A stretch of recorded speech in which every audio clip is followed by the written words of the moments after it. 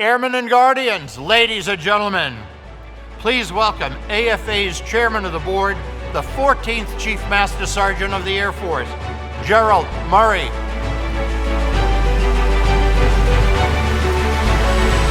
Thank you. Thank you. It is so great to see such a grand audience, and I will tell you the excitement as I walk the hallways here, the selfies and all the groups taking pictures and all, and just the excitement around here. It is so wonderful to see. Well, ladies and gentlemen, I would like you to know that we are here to talk about airmen. Airmen yesterday, today, and tomorrow.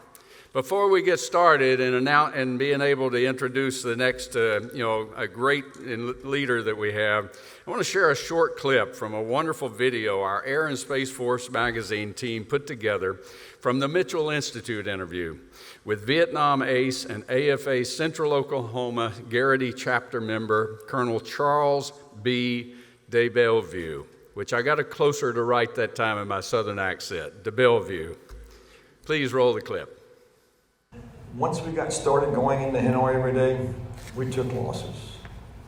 I will tell you that the first day of linebacker on the 10th of May, they recalled the squadron, the wing, and we were sitting in intel, and it's about 4:30 in the morning, and nobody knows what's going on.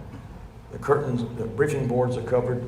Finally, Colonel Gabriel, wing commander, walks in and sits down, and they pull the curtains away from the board and pointed to Hanoi and said, "Gentlemen, the target today is downtown." You could hear a pin drop on the carpet. You could smell the fear. Nobody had ever been. At the end of the briefing, Gabriel gets up and says, "Guys," because in those days we just had guys flying for us, said, "Guys, we've been waiting for this for a long time. Let's do a good job. Take a look at the guy sitting next to you." So you and your buddy are looking at each other, and he says, "He may not be coming back." And you go, "Damn, can I have your stereo gear?" And as a matter of fact, we didn't lose anybody that day. It did wonders for our morale. So when we took losses in the future, yeah, it was bad. We always showed up at the bar. The bar was the watering hole, the main meeting place after flying. And we'd always toast those that didn't come back, knowing that tomorrow was just another day.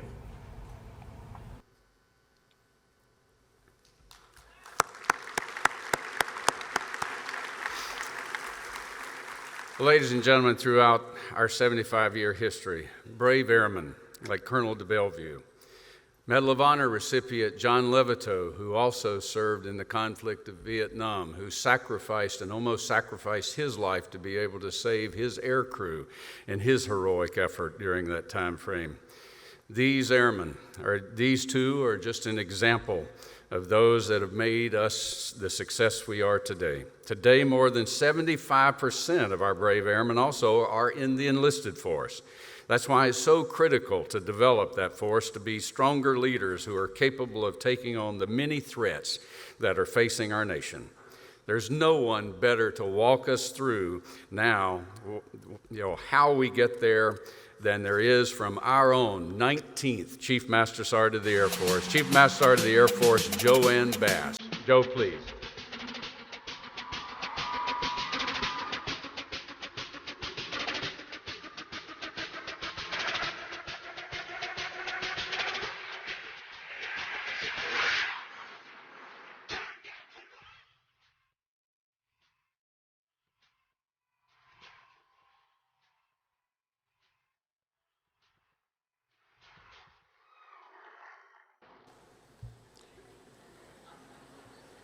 So it was going to be DMX.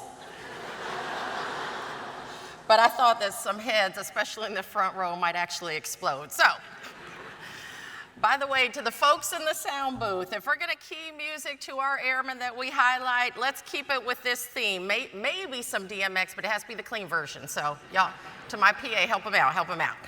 All right, so hello, AFA. It is so exciting to see all the faces in the audience this week. It is so exciting to celebrate our Air Force's 75th birthday.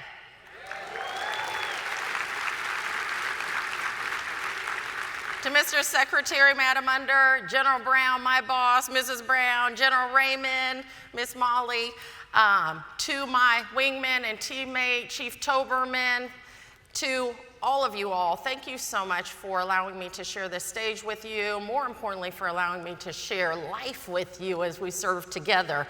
And I very much appreciate you all always giving me the opportunity to be last. To be the last keynote when all the good content is taken.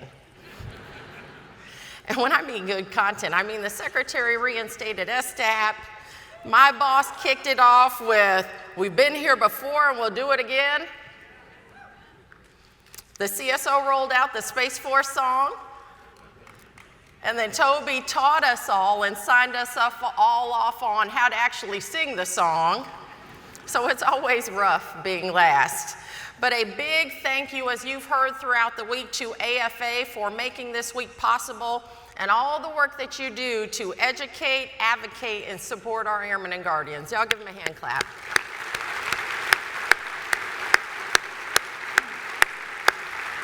A special thanks to my wingman, SimSAF number 14, Gerald Murray, for his years of dedicated service to our Air Force, but also to AFA as the chairman of the board. To my other wingman, who I'm told is in the house, SEAC.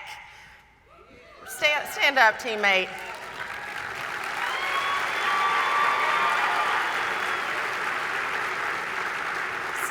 Such a rock star. I'd love to say that I taught you. So we served together back in the 24th Special Tactics Squadron. I was a young senior airman. He was a young staff sergeant. And sometimes we walk in the halls together and just shake our heads and, yeah, thank the good Lord. So anyway, it's great to see you. It's great to see you. To our industry partners that are here, to our community leaders and our civic leaders that are here, thank you so much for the work that you do. We cannot be the Air Force that we need to be without your support. It takes a whole of nation approach. Your work, your service, and your love for our Air Force, our Space Force, our airmen and our guardians and our family is needed now more than ever. And to the real MVPs that are here, our airmen and guardians, y'all give them a hand clap. I have never seen an AFA this big before.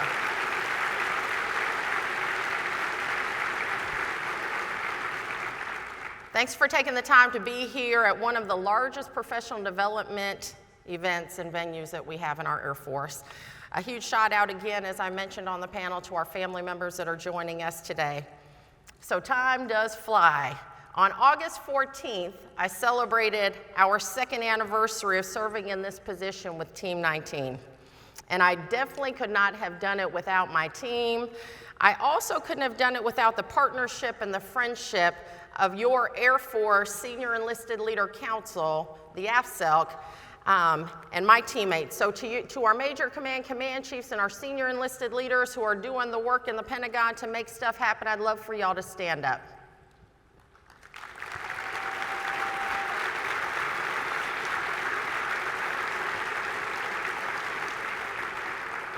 I'm gonna owe them beer later. But anyway, you know, this is a cohort of leaders that truly inspires me daily. I don't tell them that often. We do a whole lot of cussing and discussing, which is what happens when you have a room full of people who care and are committed to make our Air Force better. So for the past 2 years, we have remained focused on you. We've remained focused on our people, our readiness, and our culture. And those who know me, I have a serious bias for action. That said, let me highlight some of the things that we've been working on this past year since I last spoke at AFA. Before I do, it's only fitting to do a quick recap of the great work done last August with Operation Allies Refuge and Operation Allies Welcome, which, by the way, I mentioned at AFSA last month, but it's worth noting again because of all the goodness from those operations. You know, we talk a lot about the importance of strengthening our alliances and our partnerships, as well as joint interoperability, but sometimes we forget the importance of MAJCOM interoperability. And I can't think of a better example than OAR and OAW. So last August, airmen from across our Air Force went above and beyond the call of duty, without a complete playbook, by the way, and executed the largest NEO in history. Let me first give a shout out to the Personnel Recovery Task Force within ACC.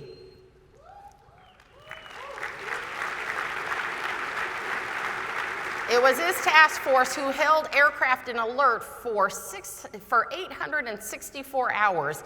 This very small team of less than 200 people over a 53-day period ultimately ushered in the complete joint tactical exfil from Afghanistan. It was also a team of Special Tactics Airmen from AFSOC who established control of HKIA after civilian air traffic controllers abandoned the field.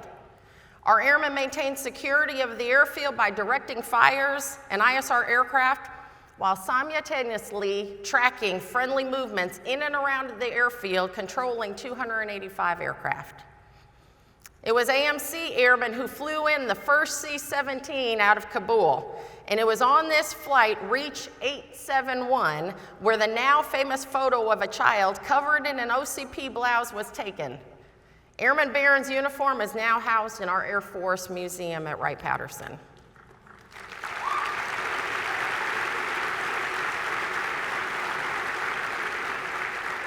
AFCENT airmen then received C-17s and C-130s around the clock, welcoming more than 60,000 evacuees within a month.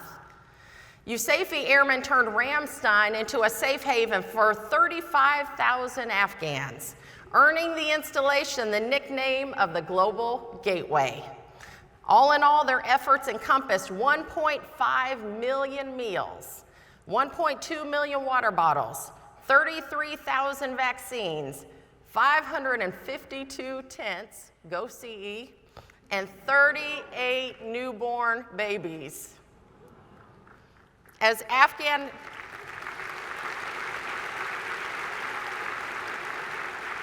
I spent a lot of time on that flight line at Ramstein. As Afghan evacuees made their journey into the U.S., they were cared for by a community of airmen, joint partners, interagency teammates, and of course, our amazing local communities, to include airmen from AETC who transformed Holloman Air Force Base, where you at?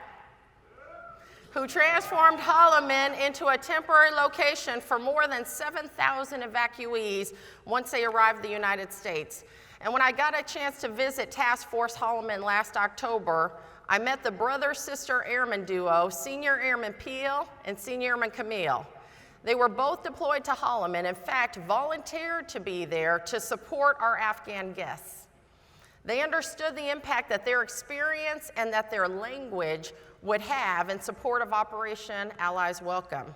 They themselves came to the U.S. in 2009 as refugees from Iraq.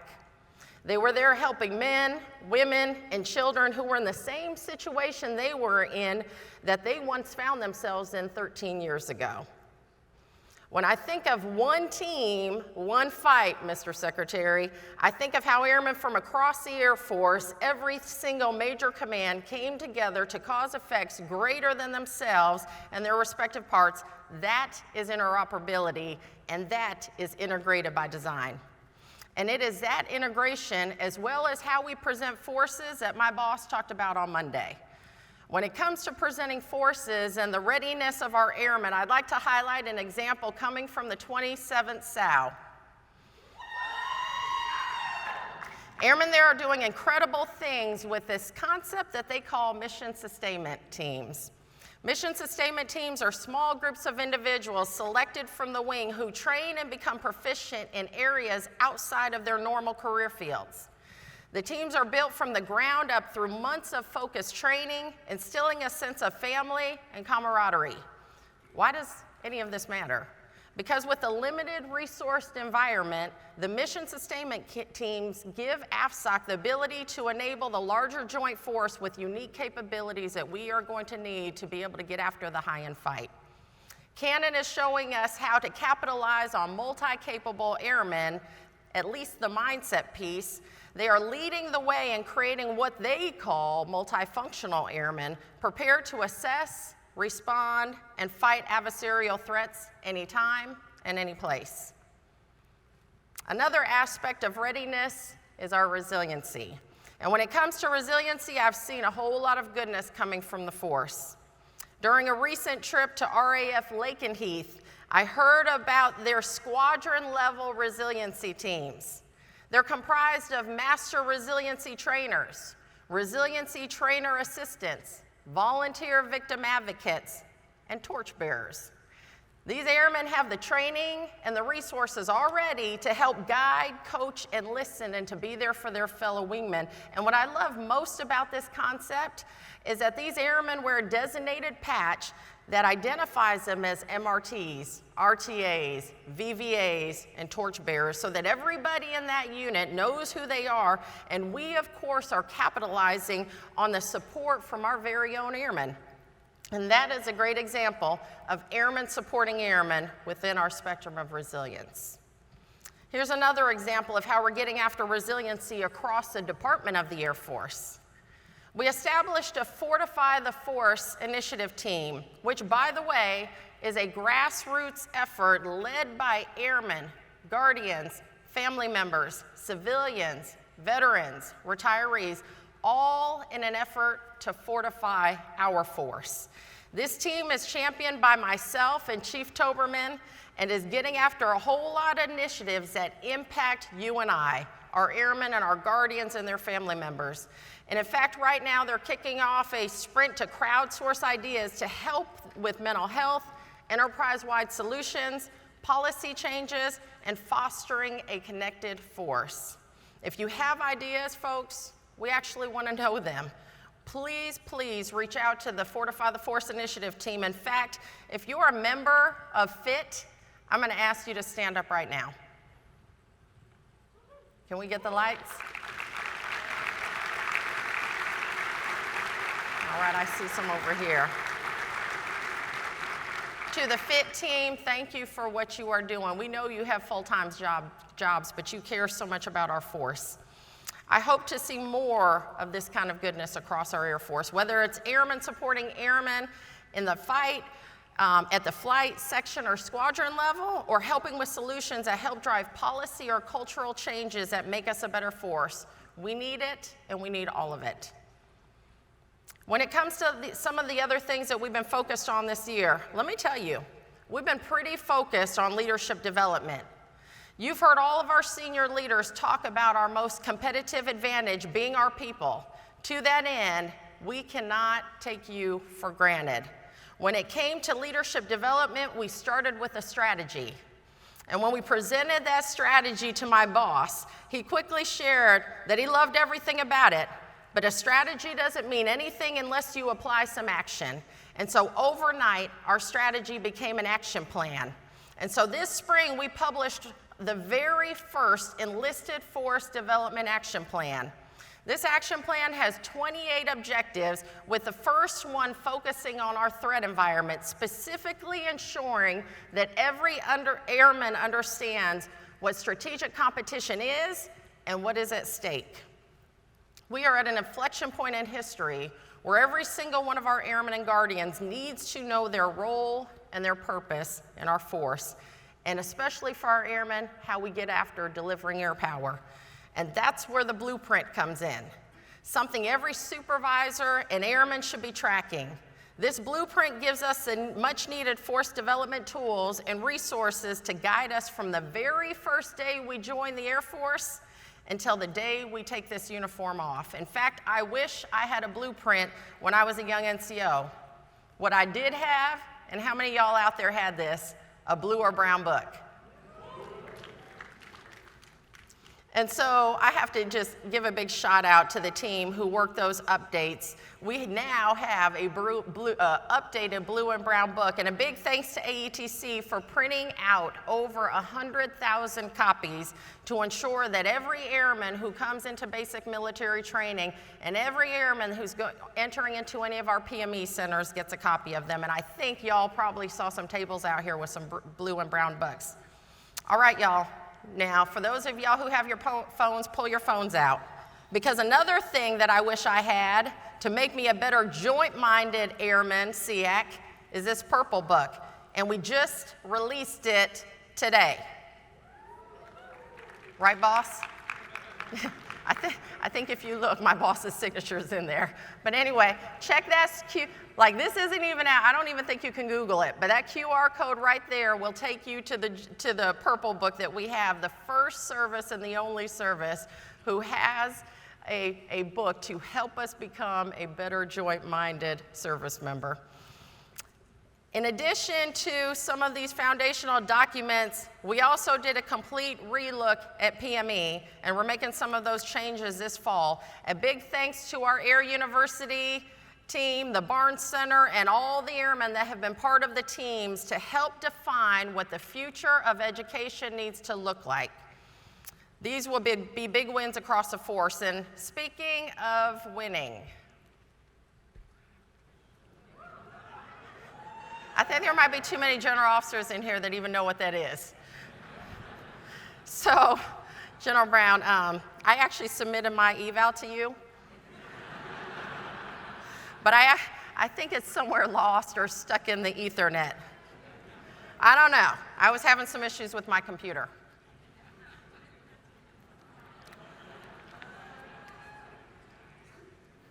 So, how many of y'all are having those fix my computer issues? Right?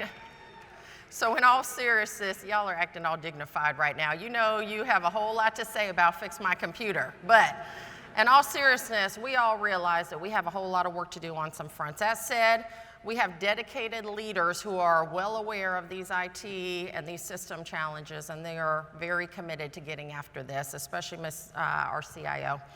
Just last week, in fact, General Miller, the A1 Miller, we have 3 Millers, Lieutenant General Millers, announced some much-needed updates and improvements to my eval, and they're going to be coming this fall. She also announced that Narrative 1206s will start in October, and that Narrative evals will start with our colonels and our chiefs. We will start field testing digital WAPs and finally bring promotion testing into the 21st century.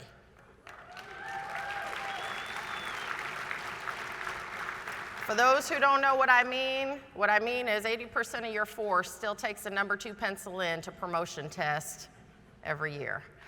And so big thanks to the A1 and AFPC teams for getting ready to roll out. And something else that we are rolling out today, in fact, is some changes to assignments from the Enlisted Assignment Working Group, and by the way, they're going to benefit the whole of Air Force. So a big thanks to General Dunn and our AFPC teams for their efforts to get these wins to our airmen. A big kudos, by the way, to our airmen who were part of that working group, who came from across our Air Force to look at assignment policies, to dissect that 571-page AFI, to identify and make recommendations that will make assignments better for all of us. So we're rolling out changes on assignment priority codes for our MTIs, MTLs, and our recruiters. We're going to remove time on station requirements for expedited transfers, and we're also including acquitted airmen into expedited transfers. For our airmen returning from deployment, you will not have a report no later than date within 120 days from the date that you return.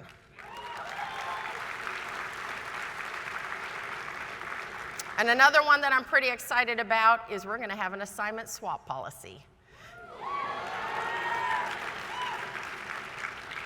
And there's a whole lot more coming, but I knew this would get on media and I'd get the details wrong. So there's more coming. How we develop and retain our airmen is paramount to winning our future fight.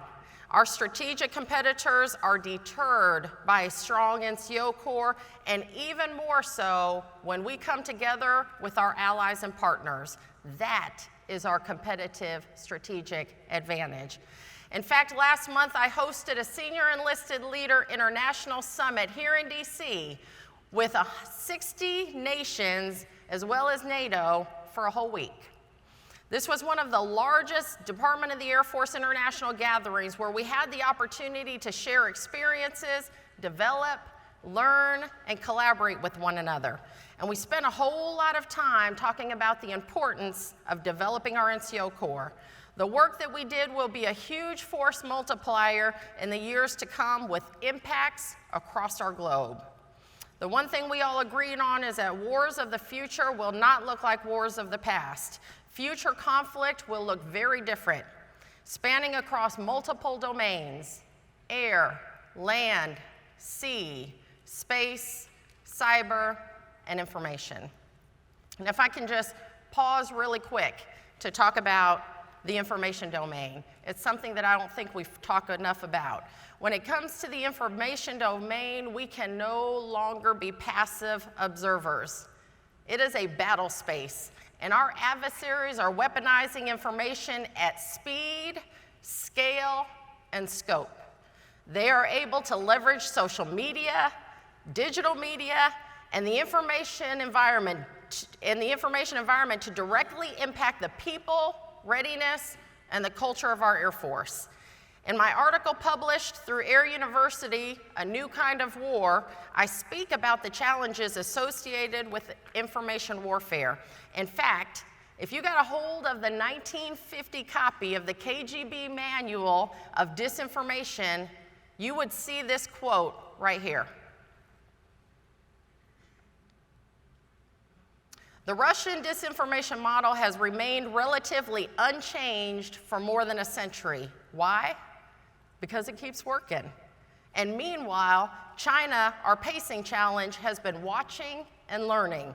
Social media has a huge impact on information warfare, and the need for digital and social media literacy has never been greater, and that is whether it's in grade school and most certainly throughout the military.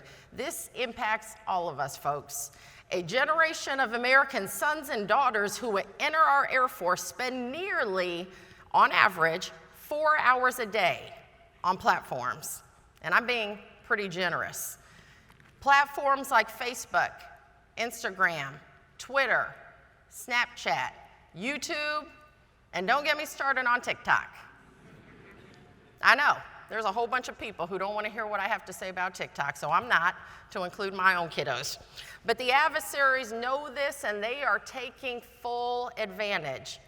Information warfare threatens to disrupt our way of life and, to some degree, our will to fight as a unified nation. And every one of us has a responsibility to ensure that we are ready, alert, and aware of the tactics of the adversaries. They don't care if you're at home or at work. The information domain is ever present. The airmen today and into the future have got to be critical thinkers who are collectively focused so that our Air Force can be what it needs to be when our nation calls on us. As your fellow airmen, what I remain encouraged about, though, is that no matter the challenges that may come our way, they can never compete with you. In fact, the most lethal and advanced weapon systems that we have would simply be a static display if it wasn't for you. But we can never ever take that for granted. We have to maintain that advantage, and we can't assume that good enough today will be good enough for tomorrow. As we look at the force that we need to recognize that today, and especially into the future, that we are in a race for talent. We have to change our modality of thinking to attract, recruit, and retain the best that America has to offer. Because let me tell you, folks, our airmen today have choice. Whether it's our generation or the generations to come, the question is, have we set the conditions where people actually want to continue to serve? Like General Walters shared on Monday, those serving today are part of the most talented, educated, and innovative force in history. This year alone, nearly 1,000 enlisted airmen joined our Air Force with a degree, adding to the more than 33,000 of our enlisted airmen who have bachelor's degrees and more than 6,000 with master's. And oh, by the way, 68 with PhDs. And 3 of those PhDs are from Airmen First Classes. And while we're on the topic of education, let me give a huge shout out to the Puerto Rico Air National Guard.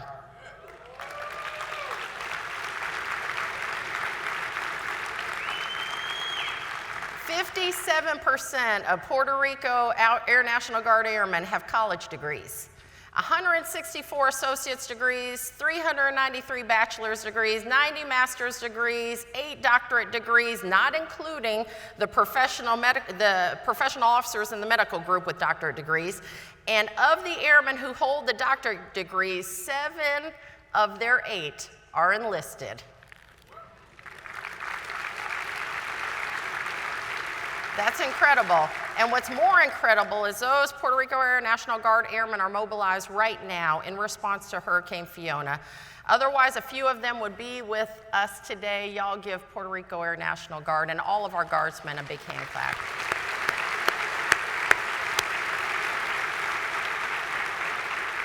This is the kind of talent that we have, and this is the kind of talent that we have to retain. And oh, by the way, this is the kind of talent that we have to attract. Speaking of talent, let me also highlight some of the amazing talent within our Air Force that we don't always get to see, but we all get to benefit from. Talent like Staff Sergeant Derek Jimenez, a defender stationed right here at Joint Base Andrews. When our leaders were shaping the new brown books, he had the courage as a senior airman to stand up in a room full of chiefs and say, "Airmen are not going to read this."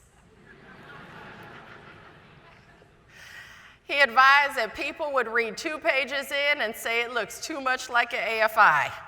So he helped design the brown books that we are using today. Sergeant Jimenez, are you out there? Where are you at? Come on up here. Y'all give him a big round of applause.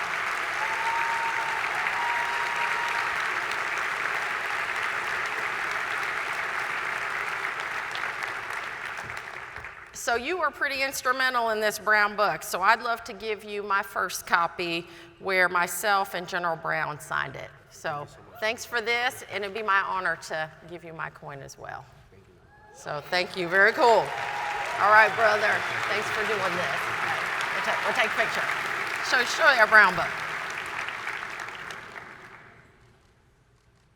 Awesome, thanks, Sergeant Jimenez.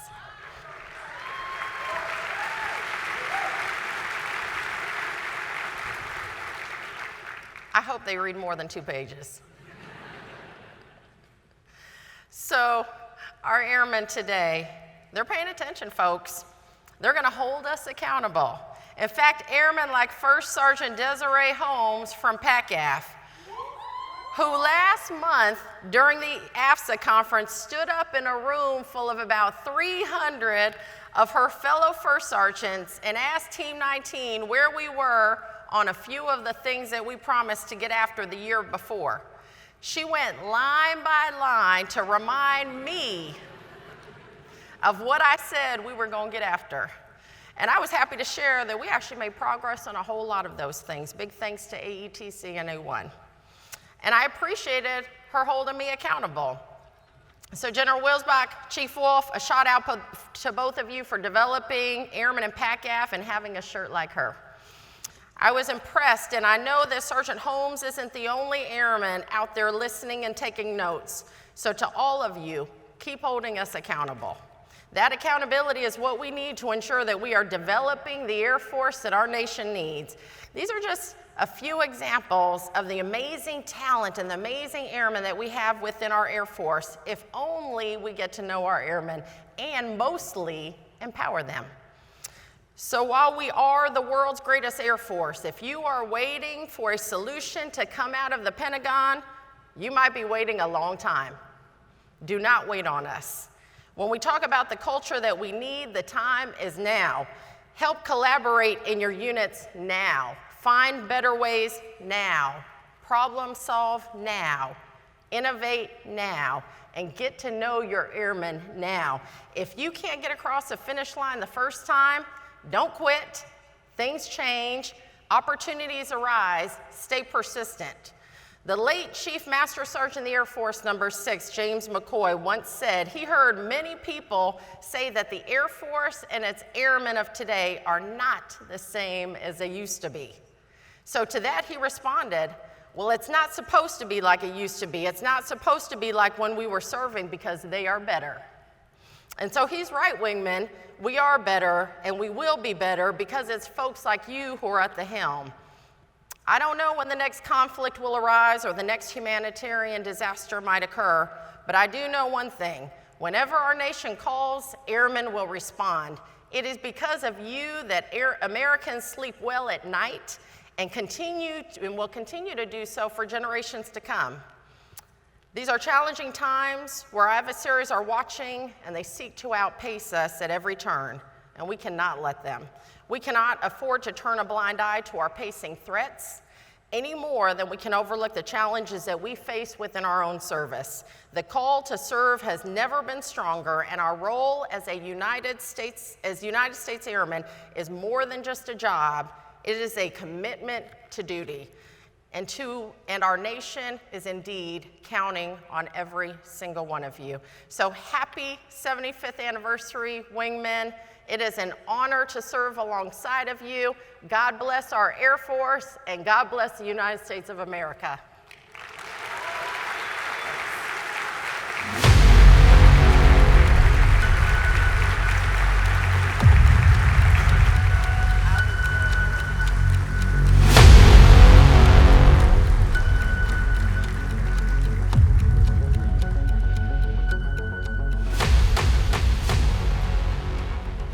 Chief Bass, my goodness.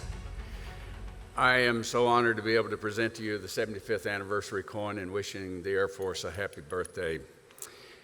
Ladies and gentlemen, and Chief Bass, everyone, every airman, everyone on the stage, everyone in this audience, and I certainly as a predecessor, am so proud that you are leading our force today, that you are the 19th Chief Master Sergeant of the Air Force, that you are the top senior enlisted leader of the United States Air Force. We could not be better served whatsoever. The announcements that you made today and what the team is getting after, as you say, to be able to do, are nothing less than historic today. Thank you so much. Ladies and gentlemen, the 19th Chief Master Sergeant of the Air Force.